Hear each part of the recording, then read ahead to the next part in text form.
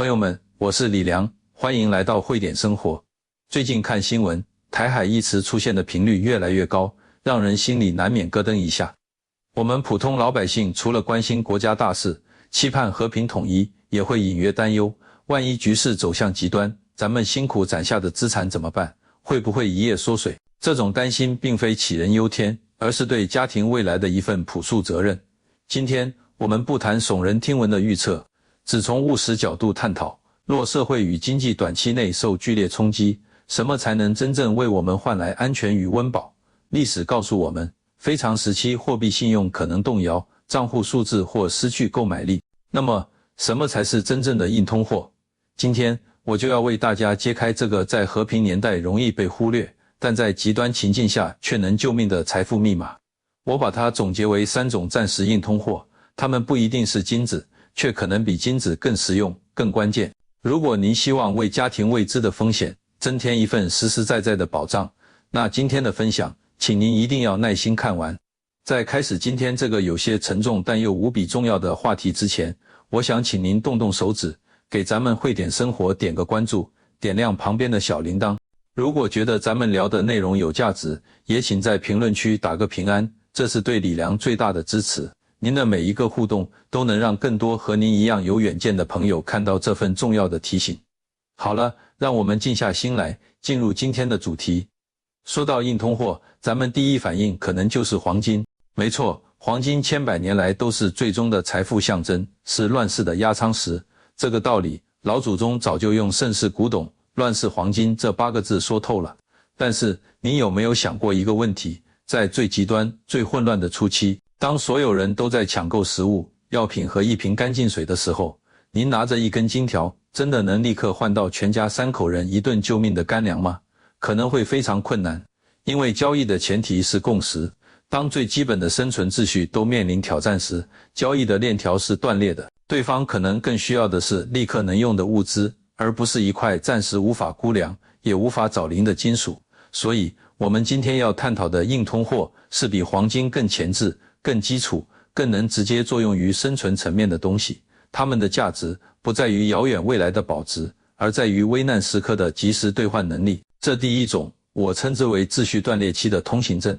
想象一下，如果突然某天，因为大家都能想到的极端原因，本地的网络中断了，手机没有信号，移动支付完全瘫痪，同时银行由于安全原因或者系统问题，暂时关闭了线下网点。这个时候，您钱包里那张漂亮的信用卡和手机里那些绿色的、蓝色的支付软件还会剩下多少价值？它们瞬间就变成了一串无用的数字和一张塑料片。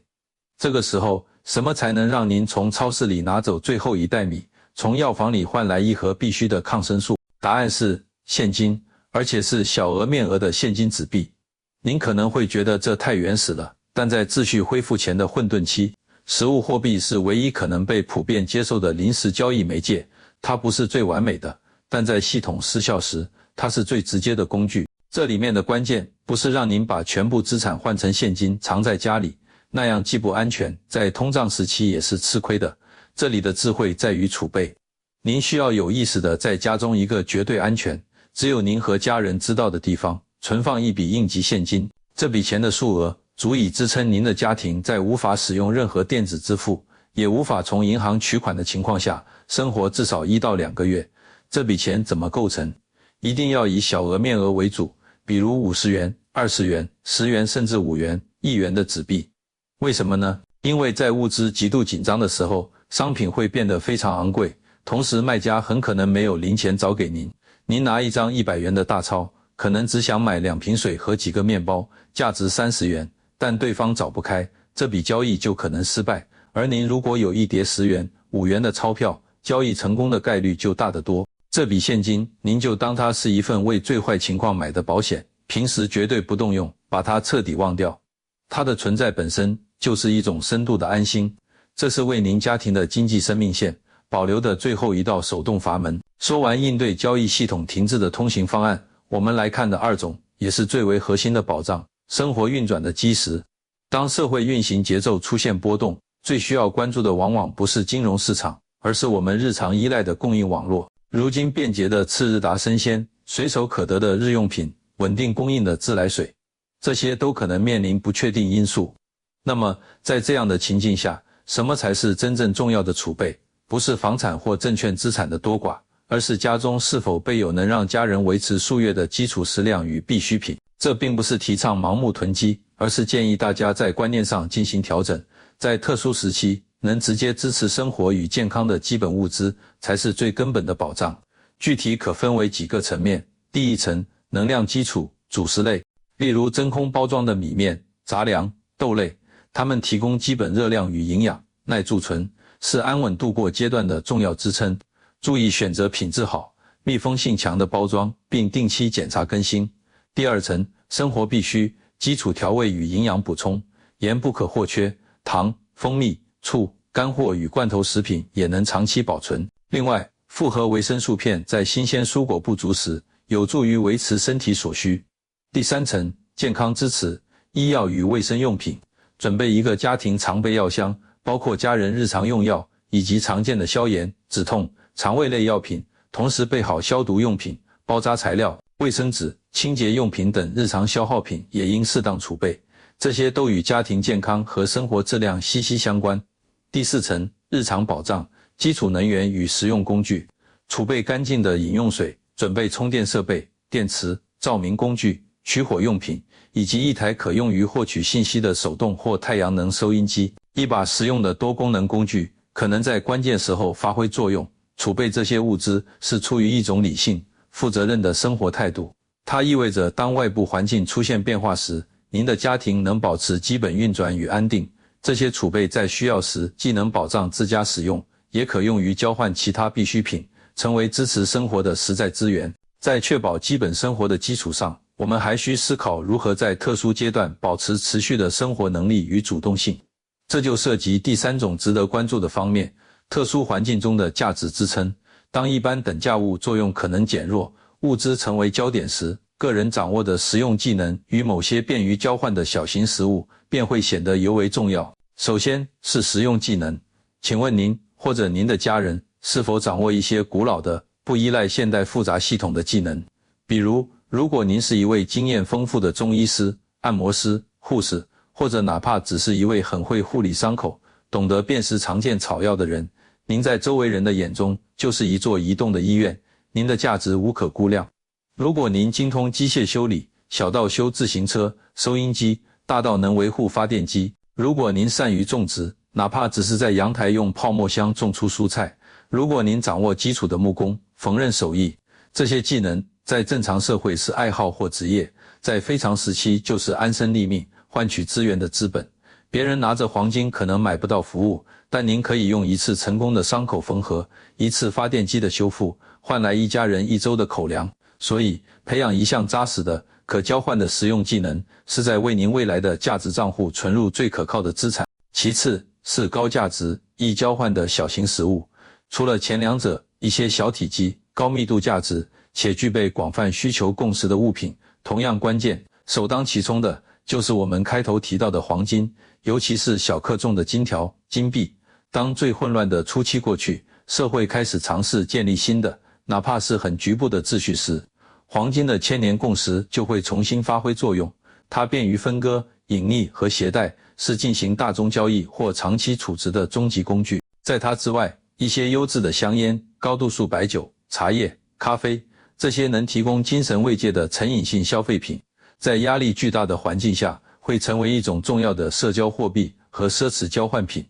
此外，抗生素再次强调，需谨慎合法储备净水药片、打火石、锋利的刀具等，这些具有极强功能性的小物件，都是可以用于交换的硬筹码。朋友们，以上就是为您深入剖析的，在极端情境下，您真正应该去思考、去准备的3种硬通货保障基础交易的现金、维持生命线的物资，以及提供持续价值的技能与核心实物。它们环环相扣，构成一个从短期应急到中期生存，再到长期博弈的立体防御体系。听到这里，您的心情可能有些沉重，也可能觉得这些准备有些过头，但我想说的是，这和买保险是一个道理。我们每年花几千块给车买保险，希望永远用不上它。我们为家庭准备灭火器、急救包，也不是天天盼着火灾和疾病。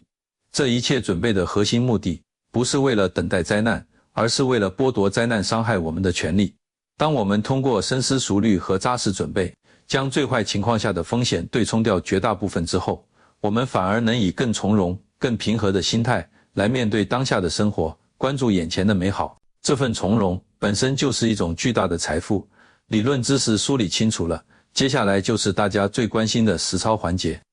这些硬通货到底该如何一步步悄无声息的安全的准备起来呢？这里面的学问和分寸，给您几条接地气的建议，您务必记好。第一步，心态调整，从容规划，请立刻停止任何形式的焦虑和恐慌。我们今天讨论的所有内容都是一种应急预案，它应该像消防演习一样，冷静、有条理的去执行。不要明天就去银行取出所有存款，也不要一下子把超市搬空，那样做只会扰乱您正常的生活和判断。正确的态度是勤带雨伞，饱带干粮，以一种未雨绸缪的从容，将准备计划融入未来半年到1年的家庭日常安排中。第二步，物资储备，润物无声。储备生存物资，最高境界是有而不显，多而不乱。建议您采用滚动储备法，比如您家每月消耗20斤大米，那么从下个月开始，您每次买米就多买10斤，吃完旧米，新米补进，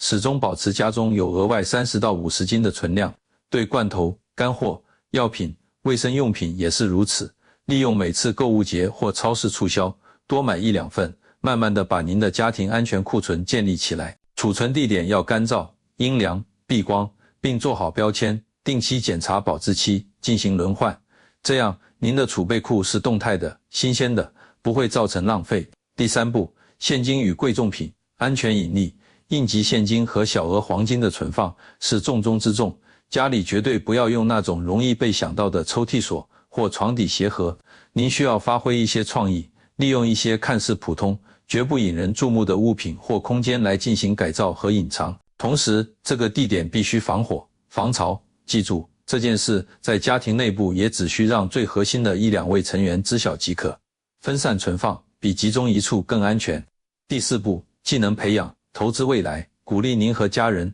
从现在开始有意识地学习1-2项我们之前提到的实用技能。周末的时候，别光刷手机，可以看看园艺教程，在阳台开辟个小菜园，可以跟着视频学简单的伤口包扎和急救知识，可以动手拆装一下家里的小电器，了解其原理。这些学习过程本身充满乐趣，同时也是在为家庭的综合抗风险能力添砖加瓦。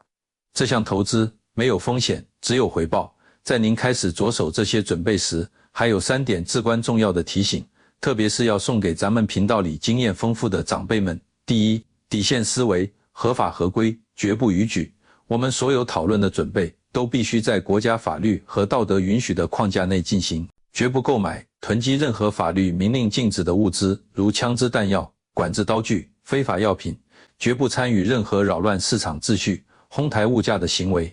我们的准备是为了守护家人，而不是制造混乱。真正的安全建立在法律和秩序的框架之内。对于药品，特别是抗生素，务必通过合法渠道，在咨询医生后，仅储备个人及家庭合理用量。第二，核心原则，保持低调，避免麻烦。这件事必须成为您家庭的最高机密，不要在任何公开场合、社交媒体上炫耀您的储备，甚至不要与亲戚朋友深入探讨具体细节。闷声发大财，这句老话在这里是金科玉律，不必要的展示不会带来任何好处，反而可能在特殊时期为您招来难以想象的风险和麻烦。默默的准备，安静地保护好自己的家人，这才是智慧。第三，根本立场，相信国家，保持信心。我们必须清醒地认识到，今天所做的一切极端情况推演和应对准备，其根本前提是我们都不希望它发生。我们坚信国家的智慧与力量，有决心、有能力维护主权和领土完整，并以最大诚意、尽最大努力争取和平统一的前景。我们个人和家庭的应急准备是在这个宏大背景下一份微小的、理性的补充，它绝不能替代我们对国家最终能力的信任。保持对国家发展的信心，保持对和平的向往，与为家庭做好风险预案，这两者毫不矛盾且相辅相成。好了，可以的分享就到这结束了。总而言之，朋友们，居安思危，思则有备，有备无患。这份流传了千年的古老智慧，在今天这个充满不确定性的时代，依然闪烁着理性的光芒。我们今天探讨的暂时硬通货，其本质是在探讨，当一切外部依赖都可能变得不稳定时，一个家庭内在的韧性究竟由什么构成？答案就是现金赋予的流动能力、物质赋予的生存底气、技能赋予的进化可能，这三者共同构建的是一个家庭在任何风浪中都能保持尊严、保持希望的诺亚方舟。希望李良今天的这番肺腑之言，能像一颗定心丸，也像一份行动指南，帮助您驱散那些模糊的担忧，代之以清晰可行的规划。愿我们每个人都能在时代的洪流中，通过智慧的未雨绸缪，为自己所爱之人撑起一片真正安全安稳的天空。如果您觉得今天的内容对您和您的家人朋友有所启发，请务必分享给他们，也请大家关注慧点生活，点亮旁边的小铃铛。在这里，李良会一直陪伴大家，用清醒的头脑和温暖的智慧，把日子过稳过踏实。我们下期再见。